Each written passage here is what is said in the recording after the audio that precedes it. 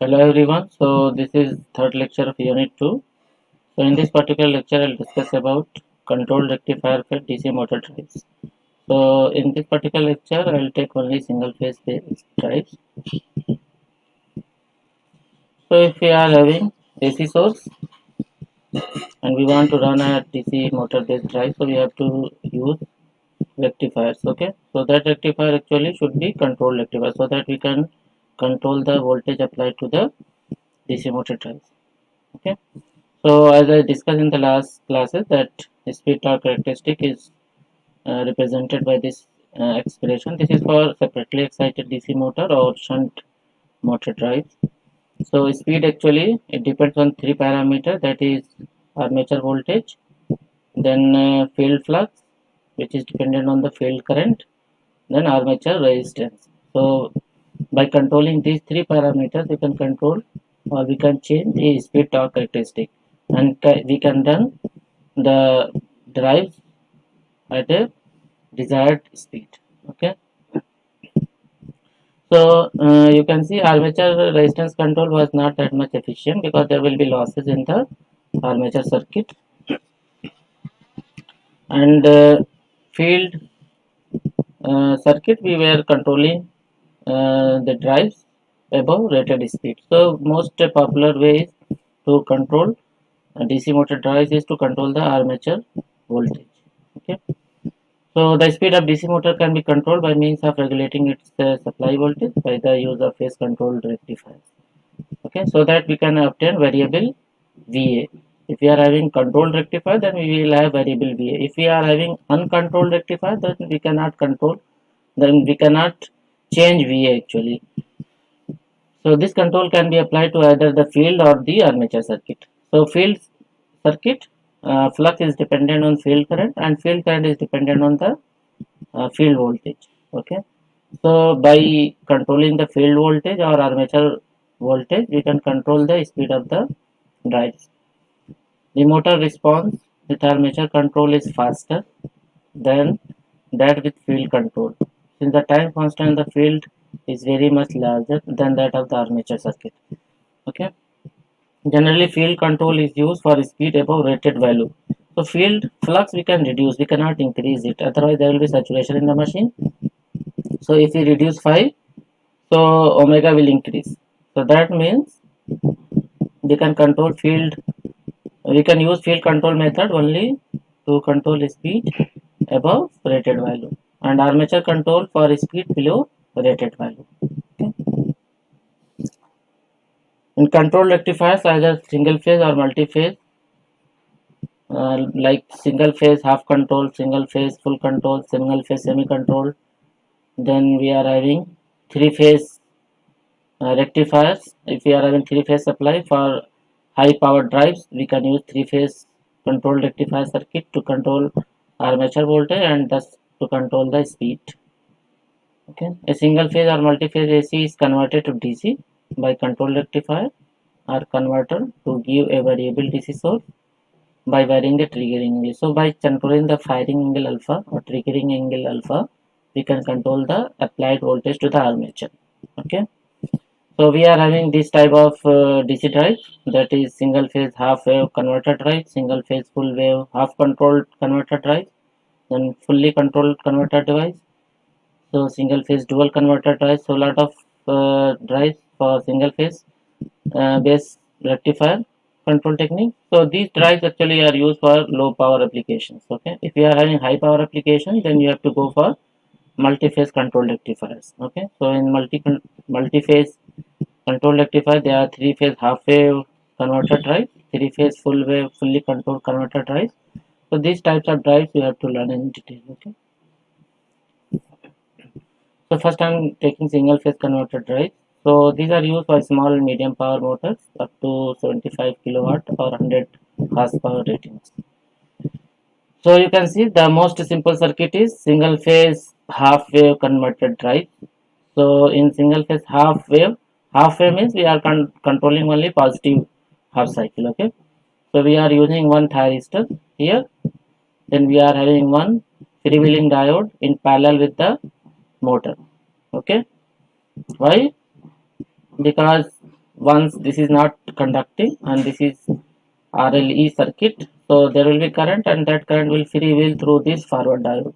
Okay, otherwise there will be sparking this switch and the switch may get damaged. Okay, similarly we are having field circuit, so we are not controlling field circuit right now, we are controlling armature voltage. Okay, so figure shows a single phase half wave converter die used to control the speed of separately excited motor. The DC drive is very simple, needs only one power switch and one freewheeling diode. So only two devices are required to control this motor drive. Okay, so you can see that whenever this device is in forward bias mode, we have to turn it on and the voltage will be fed to the armature winding. This will be open circuit. Okay, so supply is connected to the armature circuit. Then when once this is reverse bias, automatically it will be turned off. Okay, and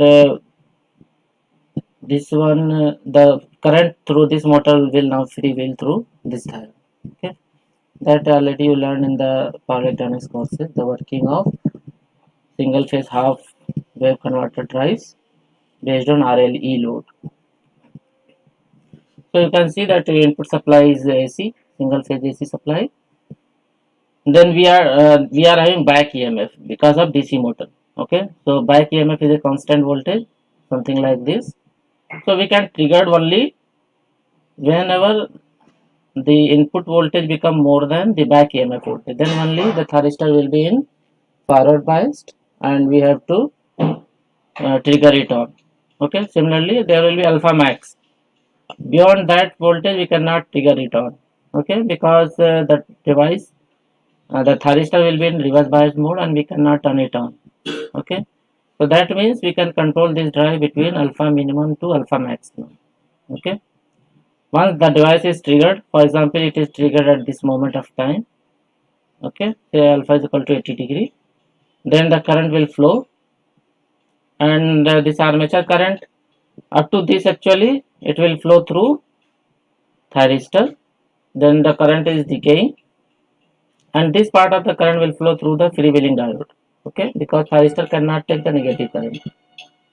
Okay, so again we are turning it on at 2 pi plus alpha, 4 pi plus alpha, like that. So we are controlling only one half cycle of the input supply. So negative half cycle we are not controlling anything. So at the armature winding you can see we are getting this voltage. Okay, so we are not getting any negative voltage because of the presence of freewheeling diode. If freewheeling diode is not there, then we will have negative voltage applied to the armature winding. Okay, so we are having only positive voltage. Okay, then next cycle will start at 2 pi plus alpha, so this voltage will apply to the armature winding. So we have to calculate what is the average of this value. Okay, so average we can find, total period is 2 pi and we are getting voltage from alpha to pi. So Vm sin omega t, so input supply is Vm sin omega t, alpha to pi we have to integrate. So basically we are getting Vm upon 2 pi 1 plus cos alpha. Okay, so again we can find what is the alpha minimum and alpha maximum. So alpha minimum is when input supply voltage become equal to the back EMF voltage. Okay, then substitute here. So if we know the back EMF voltage, we know the maximum voltage of the supply, we can find what will be alpha minimum. That means the minimum alpha value that will start the motor drive. Okay, similarly we can find what will be the alpha maximum. Alpha maximum is nothing but pi minus alpha minimum. Okay, so these two values are important to determine the operation of the DC motor drive. So for speed control now, whatever voltage that we had computed here, see average voltage we computed Vm upon 2 pi 1 plus cos alpha. So we have to substitute this value in speed torque relationship. So if we want to calculate in RPM, revolution per meter, we have to use this expression where A is the armature voltage and TL is the motor torque. Okay, and KT, KE are the coefficients. So if we substitute Vm upon 2 pi 1 plus cos alpha. So we are getting this expression for speed torque relationship. Similarly, if you want to in radian per second, so in radian per second the expression is like this. Substitute VA average value Vm upon 2 pi 1 plus cos alpha. So if you substitute this value here, so we are getting the speed torque characteristic. So you can see from this expression that by changing alpha value we can change the speed torque relationship. So if you want to compute what will be the starting torque, that means speed is 0, substitute speed 0 and find what will be the torque. So that torque will be called as that torque will be called as starting torque.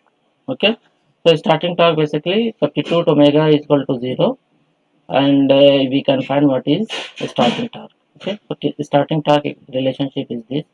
So you can see from this expression that if alpha is very high, so this value will be less, so starting torque will be less. So if alpha is less, then starting torque will be more. Okay, so you can have relationship like this.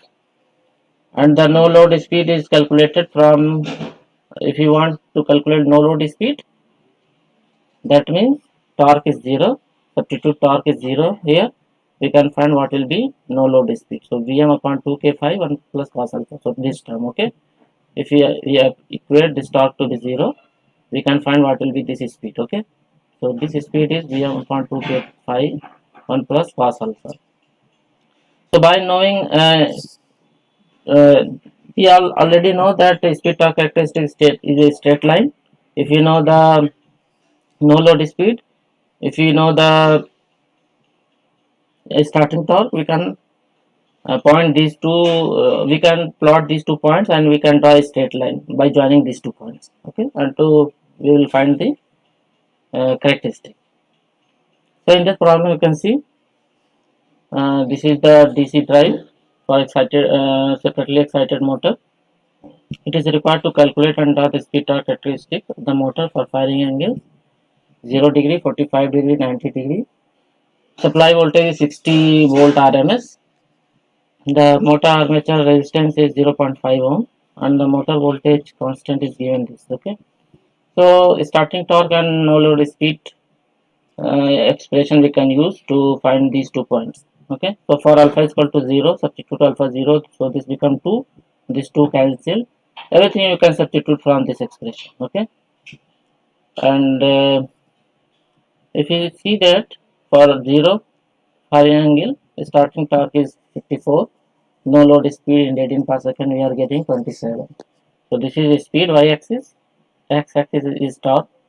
Now plot these 2 points. Okay, so first I plot 54, that is no load starting torque, that means speed is 0. So in this line, horizontal line, the speed is 0. So torque is 54 here, and this vertical line, the no load torque. So here actually is starting torque, you can say speed is 0 and this is starting torque. Okay, so sorry, this is no load speed, this is no load speed, torque is 0, this line torque is 0 and this point intersection point will be no load speed. So no load speed we found 27 and starting torque we found 54. So plot 54 here, 27 here, join these 2 points. So for alpha is equal to 0, this is the motor speed torque characteristic. For alpha is equal to 45, this is the speed torque characteristic. For alpha is equal to 90, this is the speed torque characteristic. So for any alpha you can plot the speed torque characteristic and draw the load speed torque characteristic. The intersection point will give the operating speed. Okay, so this is simple. So in this lecture I discuss about half wave rectifier. Now in next lecture I'll discuss about single phase full wave rectifier based DC motor drives. Okay, thank you.